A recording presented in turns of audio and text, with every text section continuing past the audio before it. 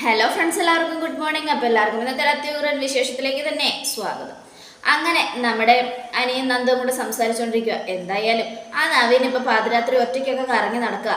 അവന്റെ മനസ്സിൽ ഏതോ പെൺകുട്ടി ഉണ്ടെന്ന് പറഞ്ഞല്ലോ, ചിലപ്പോൾ അതുകൊണ്ടായിരിക്കും അവൻ അവളെ കുറിച്ച് ഓർത്ത് ഒറ്റയ്ക്ക് നടക്കുന്നത്. അത് ശരിയാനി, വൺ സൈഡ് ലവ് അല്ലേ, അവൻ ആരോടും പറഞ്ഞിട്ടില്ലല്ലോ.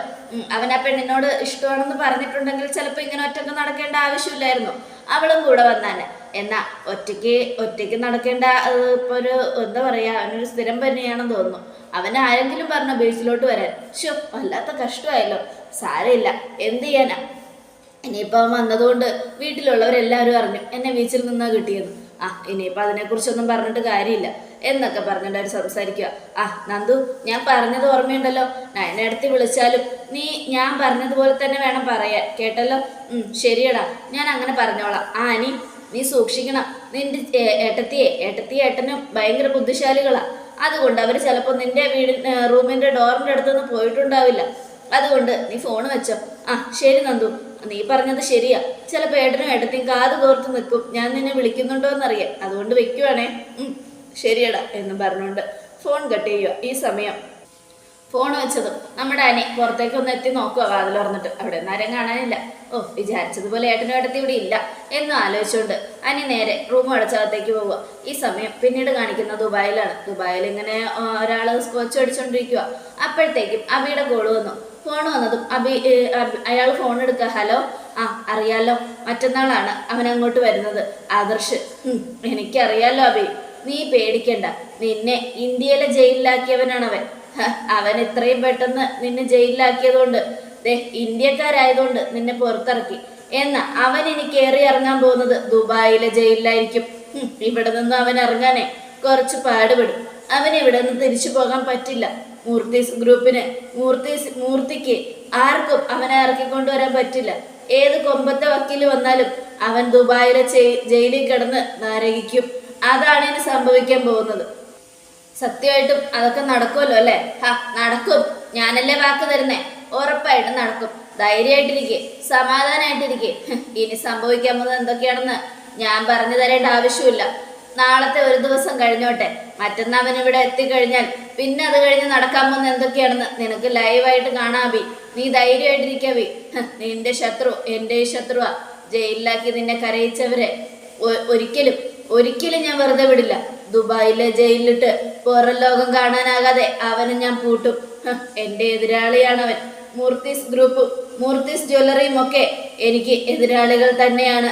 അവിടുന്ന് ആര് വന്നാലും അത് തന്നെയായിരിക്കും സംഭവിക്കാൻ പോകുന്നത്.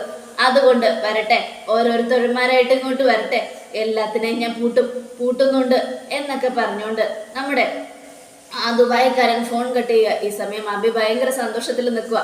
അങ്ങനെ അബി ഈ കാര്യം അറിയാം നവ്യയുടെ അടുത്തേക്ക് പോയി. നവ്യ, മറ്റന്നാൾ ആദർശേട്ടൻ ദുബായിക്ക് പോകുന്നേ, പോയി തോലേട്ടാ അബി. അയാളൊക്കെ ഇവിടെ ഇരുന്നിട്ട് ഒരു കാര്യമില്ല, വെറുതെ നമ്മുടെ മെക്കിട്ട് കയറിക്കൊണ്ടിരിക്കും. അതിനേക്കാൾ നല്ലത് അയാളൊക്കെ എങ്ങോട്ടെങ്കിലും പോകുന്നതാ. നവ്യ, അവിടെ ചെന്ന അയാൾക്ക് കിട്ടാൻ പോകുന്നത് 16ന്റെ പണിയാ.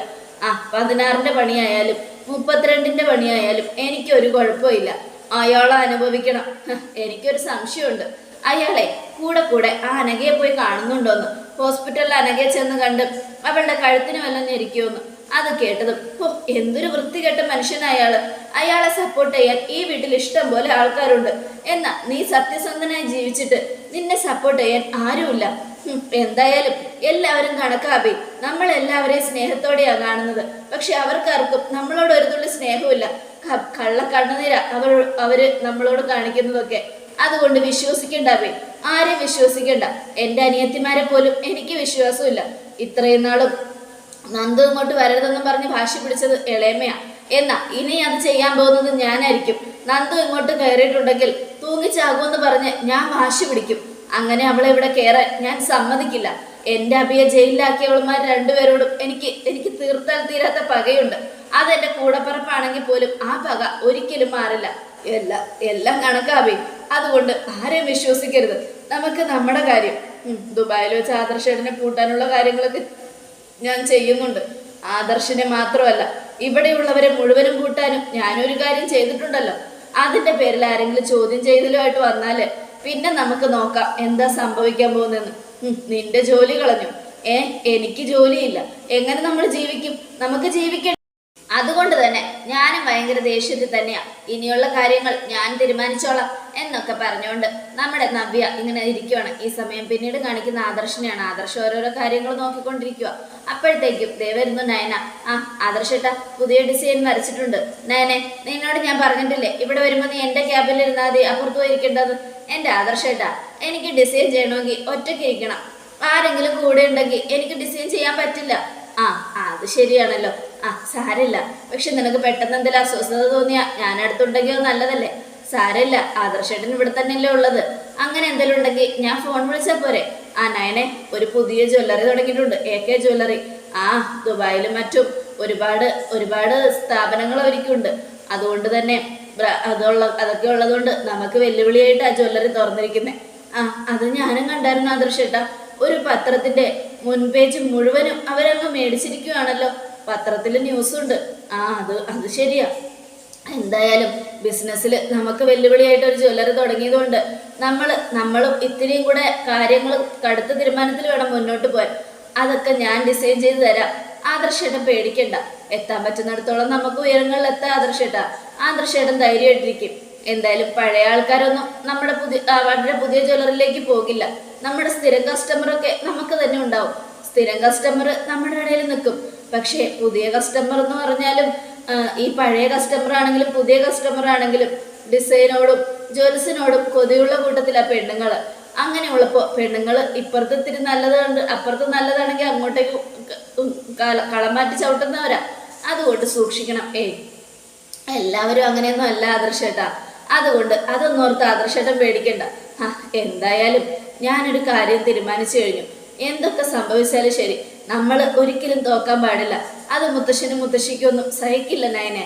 സാരല്ല ആദർശേട്ടാ, നമുക്ക് തോക്കാതിരിക്കാൻ ശ്രമിക്കാം. അതെ, ആ ജ്വല്ലറിയുടെ പരസ്യം TV-ലൊക്കെ വന്നു എന്നാ കേട്ടത്, ഓൺലൈനിലും ഉണ്ട്. ഞാനൊന്ന് നോക്കട്ടെ എന്നും പറഞ്ഞുകൊണ്ട് നയനെ അടുത്ത് വിളിച്ചിരുത്തി ആദർശ് ലാപ്ടോപ്പ് ഓണാക്കുക. അതിനുശേഷം നോക്കിയപ്പോൾ നല്ലൊരു സുന്ദരിയായ പെണ്ണ് മുഖം മറച്ചു പിടിച്ച് ഇങ്ങനെ ഡയമണ്ട് ഒക്കെ കാണിച്ചുകൊണ്ടിരിക്കുക. ഈ സമയത്ത് നമ്മുടെ ആദർശ് നയനെ ചിരിച്ചുകൊണ്ട് തന്നെ ആ പരസ്യം കാണുക. പെട്ടെന്ന് ആ പെണ്ണ് മുഖത്തു നിന്നും കൈകൾ മാറ്റിയതും ആദർശ് നയനെ ഞെട്ടി. അതെ, അത് വേറെ ആരും ആയിരുന്നില്ല, നവ്യയായിരുന്നു. മൂർത്തീസ് ജ്വല്ലറിയുടെ അനന്തപുരിയിലെ മരുമകൾ തന്നെ മൂർത്തീസ് ജ്വല്ലറിക്ക് വെല്ലുവിളിയായ പിന്നെ എന്ത് ചെയ്യാൻ പറ്റും? ഇതെപ്പോ സംഭവിച്ചു? അറിയില്ല. അവളല്ലെങ്കിൽ രണ്ടും കൽപ്പിച്ച് തന്നെയാ. വാശിയില അവള്, നമ്മളെ തോപ്പിക്കണമെന്നുള്ള വാശിയില്. എന്നാലും മുത്തശ്ശനും മുത്തശ്ശിയൊക്കെ ഇതറിഞ്ഞാ എങ്ങനെ സഹിക്കും? ഞങ്ങൾക്ക് തീരെ എതിരാ ചേച്ചി. കാരണം ഞാനും നന്ദുവൊക്കെ ഇങ്ങനെയൊന്നും ചിന്തിച്ചിട്ട് പോലുമില്ല. പക്ഷെ ചേച്ചിക്ക് ചെറുപ്പം മുതലേ അഭിനയിക്കണമെന്ന് നല്ല ആഗ്രഹമാണ്. ഒരുപാട് കരഞ്ഞിട്ടും നിർബന്ധിച്ചിട്ടൊന്നും അച്ഛൻ സമ്മതിച്ചില്ല. അതുകൊണ്ട് മാറി നടന്നു. പിന്നെ ഒരു ദിവസം അനന്തപുരിയിൽ വെച്ച് അഭിനയിക്കാനായിട്ട് പോയി. അതിനുശേഷം വീണ്ടും ഇതുപോലെ ഒന്നും ചെയ്യില്ലെന്ന് ചേച്ചി വാക്ക് വന്നതാ. പിന്നെ എന്തിനാ ഇങ്ങനെ ചെയ്യുന്നേ? വാശിയാ നയനെ, വാശി. അവൾക്ക് തീരാത്ത വാശിയാ. കാരണം അബിയുടെ ജോലി കളഞ്ഞു. ആ കുടുംബത്തിൽ അബിക്കൊരു വിലയില്ല. ഇതിനൊക്കെ അവൾ പ്രതികാരം ചെയ്യുക. അതെനിക്ക് മനസ്സിലായി ആദർശേട്ടാ. പക്ഷെ ചേച്ചിക്ക് അറിയുന്നില്ലല്ലോ നമ്മൾ ചേച്ചിക്ക് വേണ്ടി ത്യാഗം ചെയ്യുവാന്ന്. അത് മനസ്സിലാക്കാത്തത് അവളുടെ തെറ്റാനയനെ. നമ്മൾ അങ്ങനെ ഒരു തെറ്റ് ചെയ്തിട്ടുണ്ടെങ്കിൽ ഒരിക്കലും നമ്മളുടെ ജീവിതം തകരില്ല. പക്ഷെ അവളുടെ ജീവിതം തകരും. അബിയാണ് ചന്തമോളുടെ അച്ഛനെന്ന് അറിഞ്ഞു കഴിഞ്ഞിട്ടുണ്ടെങ്കിൽ പിന്നെ തീർന്നു. അതോടുകൂടെ നവ്യയുടെ എല്ലാ അഹങ്കാരവും. നമ്മൾ അവൾക്ക് വേണ്ടി ഇത്ര വലിയ ത്യാഗം ചെയ്തിട്ടും അവൾ നമുക്ക് വേണ്ടി ചെയ്യുന്നത് ദുഃഖങ്ങൾ മാത്രമാണല്ലോ തരുന്നത്. ഇനിയിപ്പോൾ എന്ത് ചെയ്യുന്നതിനെ എനിക്കറിയില്ല. ഇനിയിപ്പോൾ അത് എല്ലാവരും കാണും. ചേച്ചിയോട് പറഞ്ഞ ചേച്ചിയുടെ ഇഷ്ടമാണ് അഭിനയിക്കുന്നതൊക്കെ, അതിലാരും ഇടപെടണ്ടെന്ന് പറഞ്ഞ് നമ്മുടെ അടുത്ത് വാശി കാണിക്കും. ഇനിയിപ്പോൾ എന്ത് ചെയ്യും ആദർശേട്ടാ? എനിക്കാണെങ്കിൽ പേടിയാവുക. വീട്ടിലിനി എന്തൊക്കെ സംഭവിക്കുമെന്ന് അറിയില്ല. അച്ഛനും അമ്മ അറിഞ്ഞാലും ചേച്ചിയുടെ കരണം അടിച്ചു പോയിക്കും. അത് അവളുടെ പേഴ്സണൽ വിഷയമാണ് നയനെ. നമുക്കതിൽ ഇടപെടാൻ പറ്റില്ല. നമ്മൾ അവളോട് ചോദ്യങ്ങൾ ചോദിക്കുമ്പോൾ അവൾക്ക് പറയാൻ 1008 ന്യായീകരണങ്ങൾ ഉണ്ടാവും. അബിയെ ജോലിയിൽ നിന്നും പറഞ്ഞു വിട്ടു. അബിക്ക് ജോലിയില്ല. ഒരു മകനുണ്ട്, കുടുംബം നോക്കണം, അമ്മയുണ്ട്, പെങ്ങളുണ്ട്, ഇവരുടെയൊക്കെ ചെലവ് നടത്തണം. ഇതിനൊക്കെ എന്ത് ചെയ്യും എന്നൊരു ചോദ്യം അവൾ ചോദിച്ചു കഴിഞ്ഞാൽ നമുക്കൊന്നും ചെയ്യാൻ പറ്റില്ല. അതുകൊണ്ട് തന്നെ മിണ്ടാതിരിക്കുന്നതാണ് നല്ലത്. ചോദിക്കേണ്ടത് മുത്തശ്ശിയും ചോദിക്കട്ടെ. അല്ലാതെ ഇപ്പൊ എന്ത് പറയാനാ? എന്നാലും ഇത്രയ്ക്ക് ദ്രോഹം ചേച്ചി ചെയ്യണ്ടായിരുന്നു. ചേച്ചി എന്തിനാ ഇങ്ങനെയൊക്കെ ചെയ്തത്? ഇത് വല്ലാത്തൊരു ചതിയായിപ്പോയി ആദർശേട്ടാ. അതെ, അത് ശരിയാ. നമ്മൾ അവൾക്ക് വേണ്ടി ചെയ്യുന്ന ത്യാഗം എന്താണെന്ന് അറിയാതെ അവൾ നമ്മളെ ഒരുപാട് വേദനിപ്പിച്ചു. ഇനിയിപ്പോൾ അതിനെക്കുറിച്ച് പറഞ്ഞിട്ട് കാര്യമൊന്നും, വരാനുള്ളത് വഴി തങ്ങില്ല എന്ന് കേട്ടിട്ടില്ലേ? അതുപോലെ ഇനി സംഭവിക്കാനുള്ളതൊക്കെ നമ്മൾ കണ്ടുകൊണ്ട് നിൽക്കേണ്ടി വരും. വേറെ വഴിയില്ല. എല്ലാം നമ്മളുടെ തലവിധിന്ന് ഓർത്ത് സമാധാനിക്കുക, അല്ലാതെ ഇപ്പൊ എന്ത് പറയാനാ എന്നും പറഞ്ഞുകൊണ്ട് ആദർശം ഇങ്ങനെ ഭയങ്കര സങ്കടത്തോടെ ഇരിക്കുക. നയനയോ അങ്ങനെ തന്നെ. ഈശ്വര, ചേച്ചി കാരണം അനന്തപുരി തറവാട് തകരുമല്ലോ, ചേച്ചി കാരണം ഇനി അനന്തപുരിയിൽ എന്തൊക്കെയാ സംഭവിക്കാൻ പോകുന്നത്, ഒരു പിടിയും കിട്ടുന്നില്ലല്ലോ എന്നൊക്കെ ആലോചിച്ചുകൊണ്ട് നമ്മുടെ നയന ആകെ സങ്കടപ്പെട്ട് ടെൻഷൻ അടിച്ച് ഇങ്ങനെ നടക്കുവാണ്. ഈ സമയം പിന്നീട് കാണിക്കുന്നത് അനന്തപുരിയിലാണ്. ആ പുതിയ ജ്വല്ലറി നമ്മൾക്ക് എല്ലാവർക്കും വെല്ലുവിളിയാണ് തന്നിരിക്കുന്നത്. ഒരുപാട് ഡിസൈൻസുകളും ഡയമണ്ട് കളക്ഷനുകളും 18 ക്യാരറ്റിന്റെ സ്വർണവും അങ്ങനെ ഓരോന്നോരോന്നായിട്ട് വന്നുകൊണ്ടിരിക്കുകയാണ്. അത് നമ്മുടെ ജ്വല്ലറിയിലും ഉണ്ടല്ലോ അച്ഛാ. ഉണ്ടെങ്കിലും പുതിയ കമ്പനിയല്ലേ, ദുബായിലും മറ്റും ഒരുപാട് ബ്രാഞ്ച് അവർക്കുണ്ട്. അതുകൊണ്ട് തന്നെ ഭയങ്കര ഫേമസ് ആയ ജ്വല്ലറിയാ. ആ ജ്വല്ലറിയിൽ നമുക്കിനി പിടിച്ച് മുന്നോട്ട് കയറാൻ പറ്റുമെന്ന് അറിയില്ല. പക്ഷെ വാശി വേണം. നമ്മൾ രണ്ടുപേരും വാശിയോടെ വേണം മുന്നോട്ട് പോകാൻ. കേട്ടല്ലോ? അതൊക്കെ ആദർശനായനമോളും ചെയ്തോളും. അത് ഓർത്തൊന്നും അച്ഛൻ പേടിക്കണ്ട. അനിയും ഇപ്പൊ കൂടെ ഉണ്ടല്ലോ, അതുകൊണ്ട് ധൈര്യമായിട്ടിരിക്കുന്നേ എന്നൊക്കെ പറയാം. ദേ ആ ജ്വല്ലറിയുടെ പരസ്യം കാണാം എന്നും പറഞ്ഞ് അവർ TV ഓണാക്കുക. അപ്പോഴും അതേപോലെ ഒരു സുന്ദരിയായ പെൺകുട്ടി മുഖം മറിച്ച് മോതിരമൊക്കെ കാണിച്ചുകൊണ്ടിരിക്കുക. ഈ സമയം അതെല്ലാവരും ചിരിച്ചുകൊണ്ട് കാണുക. അപ്പോഴത്തേക്കും ആ കൈ അങ്ങോട്ട് മാറ്റിയതും എല്ലാവരും ഞെട്ടിപ്പോയി. ഇത് അവളല്ലേ നവ്യ? അതെ, ഇവളിതെപ്പോ പോയി അങ്ങോട്ട് അഭിനയിക്കാൻ? ആര് കണ്ടു? ഇവിടെ എന്ത് നടന്നാലും നമ്മൾ അറിയുന്നില്ലല്ലോ. എന്തൊക്കെ ജർജെ ഈ കാണുന്നത്? എനിക്കറിയില്ല അച്ഛാ. അവളെപ്പോഴും അഭിനയിക്കാൻ പോയെന്ന് പോലും ഞാൻ അറിഞ്ഞിട്ടില്ല. എന്നോടൊരു വാക്ക് പോലും അവൾ ആരും പറഞ്ഞിട്ടുമില്ല. നീ അറിയാതെ ഒന്നും നടക്കില്ലല്ലോ ജർജെ. ഈശ്വര, സത്യമാണ് ഞാൻ പറയുന്നത്. എനിക്കറിയില്ല ഇതിന്റെ പിന്നിൽ എന്താ സംഭവിച്ചെന്ന് എനിക്ക് ഒട്ടും അറിയില്ല. എപ്പോഴും അവൾ ഇവിടെയൊക്കെ തന്നെ ഉണ്ട്. വീട്ടിൽ പോകുന്നെന്നും പറഞ്ഞാ ഇറങ്ങുന്നേ. അങ്ങനെ ചിലപ്പോ പോയി വല്ലോ സംഭവിച്ചതായിരിക്കും. ഇനിയിപ്പോ അതിനെക്കുറിച്ച് പറഞ്ഞിട്ട് കാര്യമൊന്നുമില്ല. അഭിനയിക്കാനുള്ളത് അഭിനയിച്ചു. ഇത് ലോകം മുഴുവനും കാണാൻ പോകുന്ന സാധന. ആ സമയത്ത് അനന്തപുരിക്കാരെ അറിയാവുന്നവർ ഇഷ്ടം പോലെയുണ്ട്. മൂർത്തീസ് ജ്വല്ലറി വിട്ട് ഇവൾ എന്തിനാണ് ആ ജ്വല്ലറിയിലേക്ക് പോയെന്ന് പലരുടെയും ചോദ്യം വരും. നീ വിളിച്ചോണ്ട് വാ, നിന്റെ മരുമോൾക്ക് എന്താ പറയാനുള്ളതെന്ന് ഞാനൊന്ന് നോക്കട്ടെ എന്നും പറഞ്ഞുകൊണ്ട് മുത്തശ്ശൻ നമ്മുടെ ജലജയെ പറഞ്ഞു വിടുക. ഈ സമയം ജലജ മുകളിലേക്ക് പോയി. എന്നാലും അവൾക്ക് എന്തൊരു ധൈര്യം വെച്ചാ ഇങ്ങനെയൊക്കെ ചെയ്യാൻ. എന്ത് ചെയ്യാനാ? നമ്മുടെ കഷ്ടകാലം. അനാമികയെ പോലെ ഒരുത്തി ആദ്യം കയറി വന്ന് നമ്മൾക്ക് ഇങ്ങനെ ദോഷങ്ങൾ തന്നു. ഇപ്പൊ രണ്ടാമതൊരുത്തി.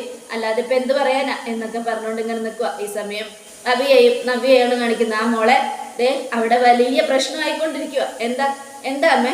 നീ അഭിനയിച്ചല്ലോ, ആ പരസ്യം പുറത്തു വന്നിട്ടുണ്ട്. അതിന്റെ കാര്യം കണ്ട് എല്ലാവരും ഭയങ്കര ടെൻഷൻ അടിച്ച് നിൽക്കുക. അടിക്കട്ടെ അമ്മേ, ഞാൻ വേണമെന്ന് വെച്ച് തന്നെ അഭിനയിച്ചത്. എനിക്ക് അതിനുള്ള എല്ലാ റൈറ്റ്സും ഉണ്ട്. കാരണം ഈ വീട്ടിൽ എൻ്റെ അഭിക്ക് ഒരു ജോലിയില്ല. എനിക്ക് മുന്നോട്ട് പോകണമെങ്കിൽ എന്തെങ്കിലുമൊക്കെ വേണ്ട പൈസ. എപ്പോഴും അനന്തപുരിക്കാരുടെ ചെലവിന് ജീവിക്കാൻ പറ്റുമോ? അവര് കേസ് കൊടുക്കട്ടെ. കേസ് കൊടുത്താലും എനിക്കും പറയാനുള്ളത് എനിക്ക് പറയാം. ഇത് എൻ്റെ ഇഷ്ടമാണ്, എൻ്റെ ജീവിതമാണ്. ഞാനൊരു കൊച്ചുകുട്ടിയല്ല. അവര് പറയുന്നത് പോലെ അനുസരിച്ച് ജീവിക്കാൻ എനിക്ക് ഇഷ്ടം പോലെ തീരുമാനം എടുക്കാനുള്ള കഴിവൊക്കെ ഉണ്ട്, പ്രാപ്തിയും ഉണ്ട്. അതുകൊണ്ട് ആരും എന്നെ ചോദ്യം ചെയ്യാൻ വരണ്ട. നീ പേടിക്കേണ്ട നവ്യെ, ധൈര്യമായിട്ടിരിക്കെ. നിന്നെ ആരെങ്കിലും ചോദ്യം ചെയ്താ ഞാനാണ് പറഞ്ഞത്, നീ എൻ്റെ അനുവാദത്തോടു കൂടി തന്നെയാണ് നീ പോയതെന്ന് പറഞ്ഞോ, അത് പിന്നെ അത്രേ ഉള്ള അഭി. എനിക്കാരെയും പേടിക്കേണ്ട ആവശ്യമൊന്നുമില്ല. എൻ്റെ അഭിയെ ജോലിയില്ലാത്തവനാക്കിയവരൊക്കെ ഞാനൊരു പാഠം പഠിപ്പിക്കും. എന്തായാലും വാ മോളെ, നമുക്ക് അങ്ങോട്ട് ചെല്ലാം. അവിടെ എന്താ സംഭവിക്കുന്നതെന്ന് അറിയാലോ എന്നും പറഞ്ഞുകൊണ്ട് അവരെല്ലാരും കൂടെ അങ്ങോട്ട് താഴേക്ക് ഇറങ്ങി ചെല്ലുക. ഈ സമയം നമ്മുടെ മുത്തശ്ശിയും നയന മോളെ നവ്യെ ഇങ്ങനെ നോക്കുക. എന്താ മോളെ ഇത്?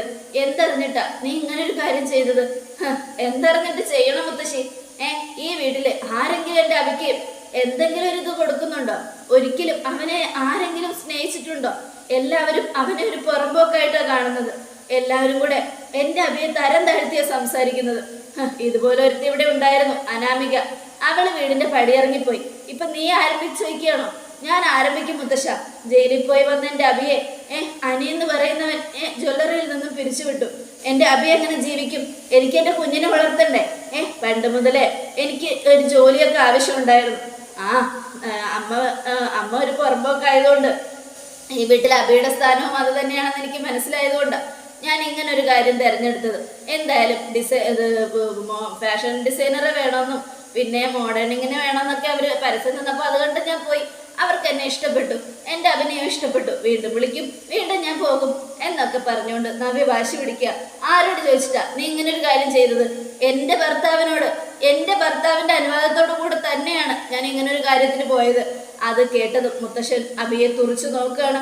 അതോടുകൂടെ എപ്പിസോഡ് അവസാനിക്കുകയാണ്. നാളത്തെ ഒരു തകർപ്പൻ വിശേഷത്തിനായിട്ട് കാത്തിരിക്കുക. എല്ലാവർക്കും ഒരിക്കൽ കൂടെ നല്ലൊരു ശുഭദിനം തന്നെ.